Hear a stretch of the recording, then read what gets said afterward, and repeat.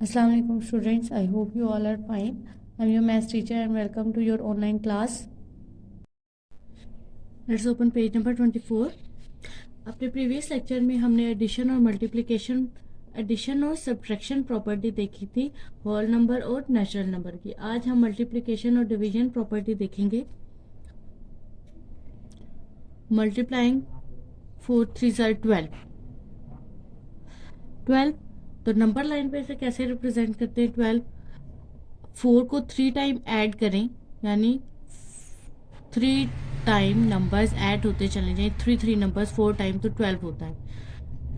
First 3 में 3 add हो 6 में प्लस 3 9 एंड देन 12, तो डायरेक्ट 4 3 are 12।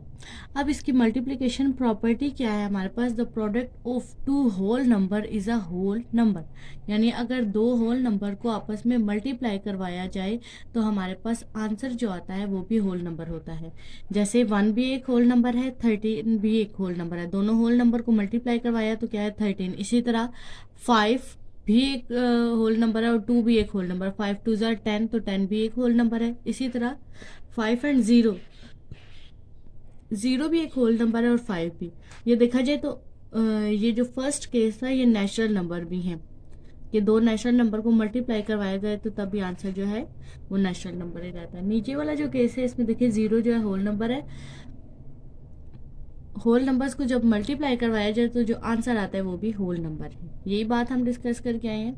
ये कहलाती है प्रेजर प्रॉपर्टी ऑफ मल्टीप्लिकेशन, जैसे हमने पढ़ी थी एडिशन की ओर।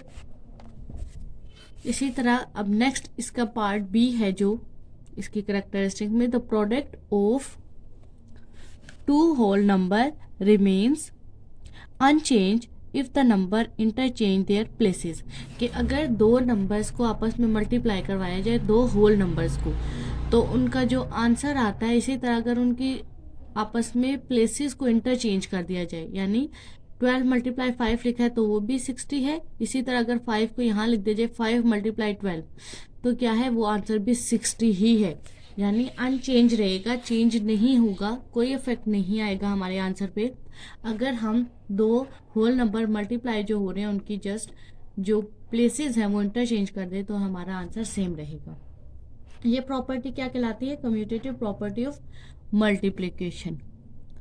नेक्स्ट है the product of 3 numbers taken in a particular order is unchanged if the grouping of the number is ordered.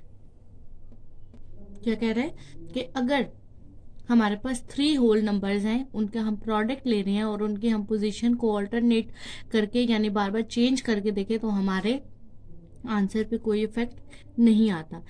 Addition में भी हमने यही बात की थी कि अगर हम मोर देन 2 नंबर्स हैं और उनका जो अरेंजमेंट है वो चेंज कर दें तो हमारे आंसर पे कोई इफेक्ट नहीं आता। बट जब हम सब्ट्रैक्शन प्रॉपर्टी में गए थे तो अगर मोर देन 2 नंबर्स थे हमारे पास और उनका जो ऑर्डर है अगर हम उसे इंटरचेंज करते थे तो हमारा आंसर पे इफेक्ट आता था, हमारा हर बार आंसर चेंज आता।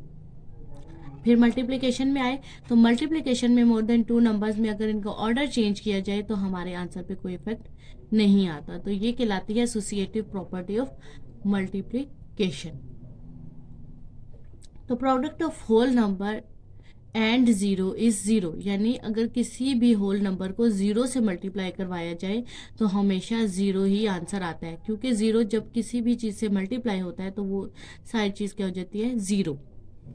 चाहे 15 है, 4 है, 0 है, 90 है, कोई भी नंबर है, अगर वो 0 से मल्टीप्लाई होगा तो आंसर क्या आएगा? 0 आएगा। The product of a whole number and the sum of 2 और more whole numbers grouped together is equal to the sum of product of the former numbers and each of the grouped numbered। इस property का मतलब क्या है? The product of a whole number and the sum of 2 और more whole number group together is equal. पहले यहाँ तक बात इसकी समझते हैं कि प्रोडक्ट, होल नंबर का प्रोडक्ट, यानी अगर किसी दो नंबर्स का हम सम लेते हैं, दो होल नंबर्स का, और उसको किसी एक होल नंबर से मल्टीप्लाई करवाते हैं, वो इक्वल होता है to the sum of the product. कि वो किसके प्रोडक्ट के इक्वल होता है? कि अगर हम अलग अलग, यानी 5 को पहले 6 से मल्टीप्लाई करवाएं, देन 5 को 7 से मल्टीप्लाई कराएं और उनका आपस में सम ले लें तो वो इक्वल होगा। क्या बात समझाने की कोशिश करें है कि अगर दो नंबर्स का हम सम लेने के बाद, दो होल नंबर्स का सम लेने के बाद हम किसी होल नंबर से इसको मल्टीप्लाई करवाते हैं, वो इक्वल होता है, यानी वो बराबर होता है कि अगर हम कर दें 5, यानी इस नंबर को इससे होल नंबर से मल्टीप्लाई करवाएं, सेकंड नंबर को भी उस होल नंबर से मल्टीप्लाई करवाएं और उन दोनों का सम ले लें। ठीक है, ये जो लास्ट लाइन में देखें इन्होंने एक्सप्लेन भी किया हुआ है। या तो दो होल नंबर्स का सम लेके एक होल नंबर से मल्टीप्लाई करवा लें, या उसी नंबर को सम के हर एक नंबर से अलग अलग मल्टीप्लाई करवा के उनका जो आंसर आएगा उनको सम कर ले तो ये आपस में इक्वल होते हैं। और ये क्या कहलाती है property? Distributive property of multiplication over addition, यानी मल्टीप्लिकेशन भी है और एडिशन भी है। नेक्स्ट पेज पे मूव करें तो आगे हमारे पास आती है डिवीजन की प्रॉपर्टी। क्या है? If a whole number is divided by another non zero whole number, यानी हमने एक होल नंबर को किसी दूसरे होल नंबर से डिवाइड किया बट नॉन जीरो, यानी वो डिवीजन जो दूसरा होल नंबर है वो जीरो नहीं होना चाहिए। अगर हम किसी भी चीज़ को जीरो से मल्टीप्लाई करवाएंगे तो वो इन्फिनिटी देता है, वो मैथ्स एरर प्रोड्यूस करता है।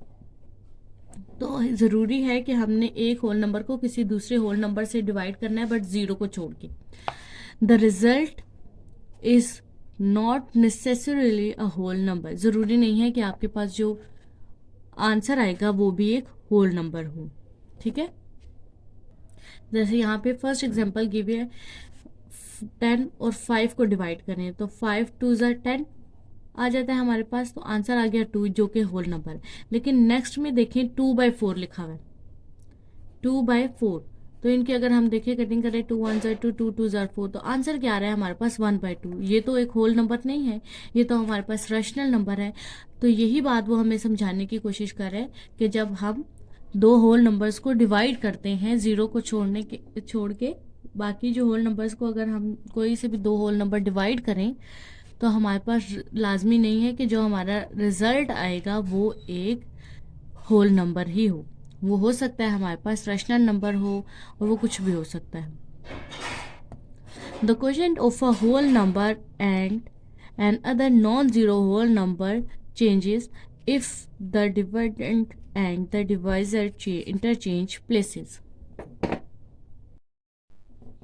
इस प्रॉपर्टी में हमें क्या बताया गया है कि अगर हम डिविडेंड और डिवाइजर की पोजीशन इंटरचेंज कर ले तो जो हमारा क्वोशिएंट होता है, जो हमारा आंसर होता है वो चेंज होता है। अब ये डिविडेंड क्वोशिएंट डिवाइजर क्या होता है? जैसे अभी मैंने आपको ये चीज़ें डिवाइड करके दिखाई, जिस चीज़ से हम डिवाइड कर रहे होते हैं वो कहलाता है डिवाइजर। जो वैल्यू हमारे इन साइड पे हम जिस जो रखते हैं वो हमारे कहलाती है डिविडेंड, और जो हमारा आंसर होता है, जो यहाँ पे हमारे आंसर आ रहा होता है वो कहलाता है हमारा क्वोशिएंट। और अगर इन वैल्यूज़ में से हमारे पास कुछ बच जाए, जैसे अगर 27 25 करें और -2, यानी यहाँ पे जब माइनस करने के बाद आपके पास कोई वैल्यू आ जाए, अभी तो हमारा प्रॉपर डिवाइड हो गया था, अगर कोई वैल्यू आ जाए तो हम उसे कहते हैं रिमाइंडर, यानी जो बाकी बच गए। तो यहाँ क्या कहा था? The quotient of a whole number and another non zero whole number changes if the dividend and divisor interchange places. यानी देखें जैसे हम 8 और 4 था, 8 और 4 लिखा है तो हमने क्या करना है, 8 इनसाइड पे रखना है और 4 आउटसाइड पे। जब हम डिवाइड करेंगे तो 4 2 ज़ा 8, हमारा जो क्वोशिएंट है वो आ गया 2। अब इसी तरह अगर इनकी प्लेसेस जो है इंटरचेंज कर दी जाए, 8 को आउटसाइड पे लाया जाए और 4 को इनसाइड पे रखा जाए, तो देखिए क्या हमारा आंसर 2 आएगा? नहीं, हमें 0 लगाना पड़ेगा। 0.85 ज़ा 40। तो देखिए हमारे आंसर जो है, एक था 2 और एक 0.5, तो क्या ये सेम है? नहीं, ये इंटरचेंज करने से हमारा जो आंसर होता है वो भी चेंज हो जाता है। तो हम कह सकते हैं कि commutative property does not apply to the divisor of the whole number. Division पे हमारी कम्यूटेटिव प्रॉपर्टी अप्लाई नहीं होती।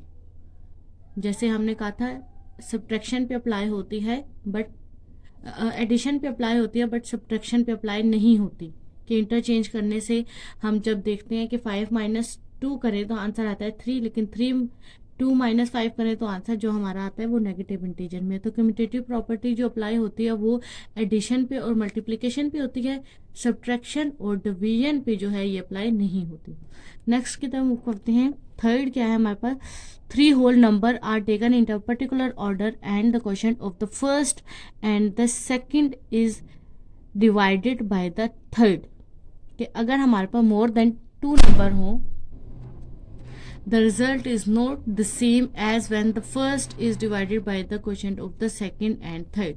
इसमें हमें क्या बताएगा कि हमारे पास मोर देन 2 नंबर हो और हम उन्हें डिफरेंट ऑर्डर से अगर डिवाइड करें तो हमारा जो आंसर है वो सेम नहीं रहता। जैसे हमारे पास एक साइड पे है 8 divided by 4 and then divided by 2, तो इसका जो आंसर आ रहा है वो हमारे पास आता है 1। कैसे, 4 और 8 को डिवाइड करें आंसर आता है 2, देन 2 से डिवाइड होगा तो आंसर आ जाएगा 1। लेकिन अगर हम इनका आपस में जो ऑर्डर है वो चेंज कर दें, जैसे 8 को बाइट कर लेते हैं पहले और 4 डिवाइडेड बाई 2 कर लेते हैं, तो 4 2 से डिवाइड होगा आंसर आ जाएगा 2। देन जब 8 2 से डिवाइड होगा तो आंसर आ जाता है 4। तो क्या 4 और 1 आपस में इक्वल है? नहीं इक्वल। तो क्या है, the associative property does not apply to the division of the whole number. जैसे सब्ट्रैक्शन हमने की थी एडिशन और डिवीजन में, अब जो हमारी एसोसिएटिव प्रॉपर्टी है वो हमारी अप्लाई नहीं होती कहाँ कहाँ, सब्ट्रैक्शन पे और डिवीजन पे। आगे लिखा हुआ है whole number is divided by one give a quotient which is the number itself. यानी अगर हम किसी भी होल नंबर को 1 से डिवाइड कर दें तो क्या आंसर आता है, जो नंबर हमारा होता है जिसे हम डिवाइड कर रहे होते हैं वो इटसेल्फ यानी वो खुद ही आता है, यानी वही हमारा आंसर रहता है। जैसे 4 डिवाइडेड बाय 1 है तो आंसर क्या आएगा 4, 0 डिवाइडेड बाय 1 है तो वो भी 0 रहेगा। किसी भी नंबर को हमने जैसे बात की थी कि किसी भी वैल्यू को अगर हम 0 से डिवाइड करें तो हमारे पास आंसर मैथ्स एरर या इन्फिनिटी होता है, हम 0 से डिवाइड नहीं करते। इसी तरह अगर हम किसी भी नंबर को 1 से डिवाइड करें तो वो नंबर इटसेल्फ ही रहता है। 0 divided by any non-zero whole number will give 0 as question for example। क्या गिवन है कि अगर हम 0 को किसी और नंबर से डिवाइड करें, ये बात नहीं हो रही कि किसी नंबर को हम 0 से डिवाइड करें, बात यहाँ पे ये हो रही है कि हम 0 को किसी और नंबर से डिवाइड करें तो हमारे पास आंसर क्या आता है 0। यहाँ देखें 0 डिवाइडेड बाय 5 यानी 0 को हम 5 से डिवाइड करने जा रहे हैं, 0 4 से 0 9 से कोई भी नंबर हो तो आंसर क्या रहेगा हमारा 0। तो स्टूडेंट जो आज हमने काम किया उससे रिलेटेड आपका जो होमवर्क टास्क है एक्सरसाइज 2B से क्वेश्चन नंबर 5 एंड 6 जो है आपने अपनी नोटबुक पे कंप्लीट करना है। थैंक यू स्टूडेंट, अल्लाह हाफिज़।